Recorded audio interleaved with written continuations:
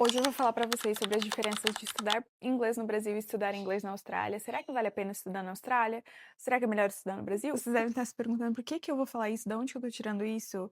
Eu dei muitos anos de aula de inglês no Brasil e eu vim para a Austrália num visto de estudante e eu também estudei aqui um curso de inglês e foi uma experiência muito legal e eu vou dividir com vocês sobre essas experiências que eu tive, né? Então, eu acho que assim, existem alguns pontos a serem colocados. Quando a gente vem para a Austrália, a maioria das pessoas que vêm no visto de estudante precisa trabalhar para ajudar nos custos, para custear a própria vida.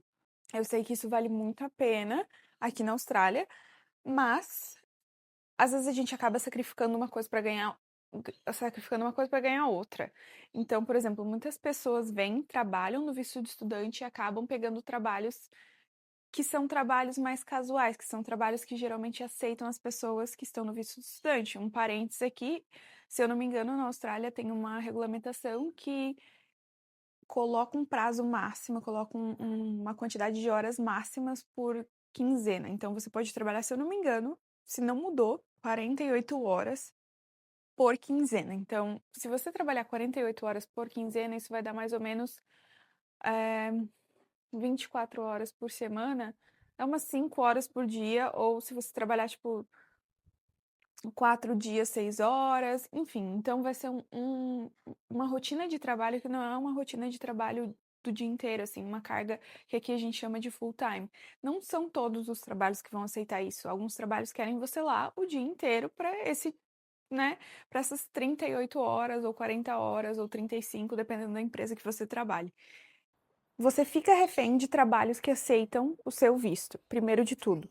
Então, você vai conseguir muitos trabalhos, mas você fica refém e às vezes esses trabalhos não são os melhores trabalhos. Talvez você vai ser uma exceção, talvez você tenha sorte, talvez você tenha algum contato e talvez você vai ser muito feliz com o emprego mais casual, um emprego que talvez vai te dar a vida que você quer, um emprego que talvez você vai conquistar as coisas que você quer.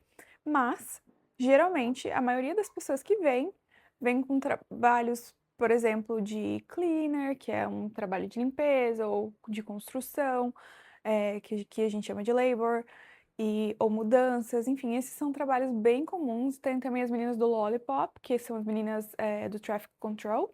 Elas ficam ali auxiliando se tiver alguma obra, ou dependendo, cuidando do trânsito ali em determinada região.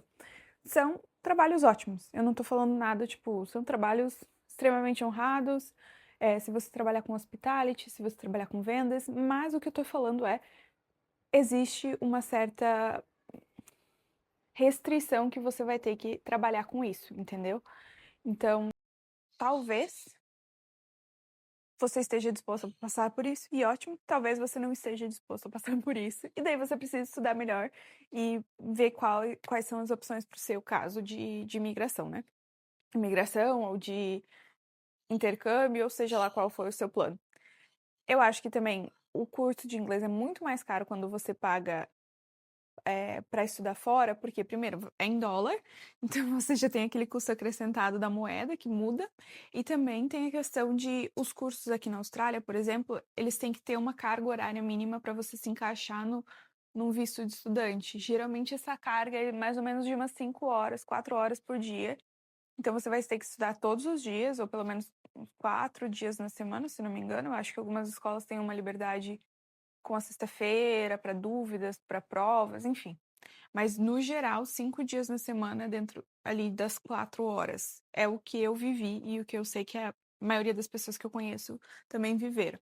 Então, você vai ter que pagar não por, tipo, 2 horas de aulas semanais ou 3 horas de aulas semanais no Brasil, que você tem essa liberdade de pagar um pouquinho menos e fazer um pouquinho menos. Você vai ter que estudar todas essas horas na escola e você ainda vai ter que estudar em casa e se preparar em casa. Então, além dessas 4, 5 horas por dia, você ainda vai ter que ter as suas horas de estudo em casa, né? Porque vai ter uma tarefa, vai ter uma lição ali que ou alguma coisa que você vai querer revisar, estudar.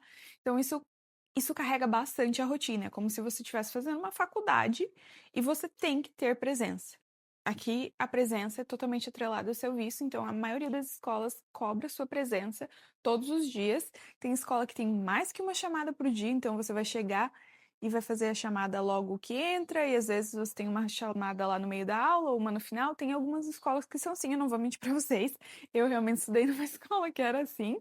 Foi muito bom porque para quem quer realmente aprender inglês, isso é ótimo. Se você tem uma rotina que é muito pesada, e aí vem outro ponto, que é o cansaço de uma nova rotina, talvez isso pese bastante para você. Então, eu sei que assim, os primeiros meses que a gente chega no intercâmbio é meio assustador, porque você tem absolutamente tudo novo. O seu cérebro, assim, ele não faz as coisas no automático, é muito mais difícil, eu acho, mentalmente, emocionalmente. É meio caótico, assim, nos primeiros meses, mas aí você vai se acostumando com a sua rotina. O que eu digo do peso da rotina? Você tá se acostumando com um trabalho novo, você tá se acostumando com a escola nova, você tá aprendendo uma coisa nova na sua vida, além da matéria em si do inglês, você está aprendendo tantas outras coisas, porque aqui dirige no lado diferente, as pessoas falam diferente, o sotaque é diferente, você não tem ninguém do seu convívio normal. Então, é diferente você chegar em casa e fazer as coisas no automático. Você tem que pensar muitas coisas durante o dia, e isso dá um gasto mental muito grande. Eu lembro de estar muito cansada assim no meu primeiro ano, e especialmente na época que eu estava fazendo aula de inglês. Então tem esse peso do cansaço mesmo. Então, talvez se você quer fazer inglês e se dedicar para o inglês, eu acho, na minha pequena, sincera opinião, que estudar no Brasil seria melhor em alguns conceitos. E vamos lá, as vantagens de estudar inglês no Brasil. Você tem a sua rotina que você já conhece, então adicionar uma coisa na sua rotina seria uma pequena mudança. As outras coisas seriam muito mais automáticas para você e você só teria muita energia mental, teria a capacidade de se dedicar àquilo, pois é só uma coisinha nova, não tem um milhão de coisas novas na sua rotina. Você já conhece todo mundo, você sabe que restaurantes que você gosta, você não precisa ficar testando um milhão de coisas, você sabe o seu trabalho, no geral, as coisas fluem mais fácil. É, eu acho que as turmas no Brasil também são menores, então, de certa forma, o professor tem ali um pouco mais de liberdade de olhar onde você está aprendendo, o que você está errando, sabe? Eu acho que é mais fácil do professor chegar em você. As minhas experiências com o professor aqui na Austrália foram ótimas, eu não posso falar muito, mas eu acho que talvez no Brasil a gente tenha liberdade, eu como professora tinha liberdade de passar um pouco mais de tempo com o aluno ali naquela 1 hora de aula. E essa liberdade de poder escolher, tipo, fazer 3 horas numa semana em vez de fazer 4 horas num dia, que é um pouco menos desgastante, né? E você pode fazer e se colocar em exposição ao idioma de várias outras formas que você não tem que pagar, por exemplo, ouvindo músicas, ouvindo uma série, vendo um documentário, ou fazendo de várias outras formas que você vai estar se expondo à língua aos poucos. E quando você chegar na Austrália, mesmo que você estude e aprenda inglês, não vai ser um peso tão grande, você vai estar mais acostumado, tipo, tá, ok, eu sei o que eles estão falando, eu entendo um pouco disso, entendo um pouco daquilo, e não é totalmente, tipo, sendo bombardeado de coisas novas, se é que vocês me entendem. Então, só pra concluir, eu acho que, assim, tem vantagens dos dois lados. Eu acho que é muito, muito benéfico se você pode vir para a Austrália sem se preocupar com o peso de pagar as contas aqui. Isso é maravilhoso. E eu acho que esse seria o cenário ideal, obviamente. Se você está vindo para um intercâmbio, por exemplo, dentro do ensino médio ou algo assim, que você não tenha tantas responsabilidades. Agora, quando você passa a ter mais responsabilidades, passa a ser adulto, eu acho que se eu não soubesse inglês e se eu viesse para a Austrália, eu provavelmente tentaria me dedicar ao máximo à língua para chegar aqui e não precisar aprender tanto aqui. Só, de repente, tipo, ter aquele trabalho de polimento do inglês. Aprender o sotaque, aprender expressões, aprender a forma como eles falam, tipo, ter a minha base bem construída no Brasil para quando eu chegasse aqui, eu só aprendesse, fizesse sabe, essa lapidação do idioma, não precisar aprender do zero, porque eu acho que isso seria muito, muito cansativo. Eu realmente não passei por isso e eu, de certa forma, fico bem aliviada, porque eu não precisei passar por isso e foi bem mais tranquilo, sabe? Para mim ainda foi muito, muito proveitoso e existem muitas pessoas que também amam. Eu sou apaixonada, mas eu realmente não precisei aprender do zero, então eu acho muito bom. Tem um outro ponto que é a questão de quanto menos você se comunica, menos você se sente você. Então é difícil você se reconhecer dentro das conversas, de falar uma piada, de colocar um pouco da sua personalidade quando você não tem um vocabulário ali para se expressar. Então, torna também as amizades muito mais difíceis, sabe?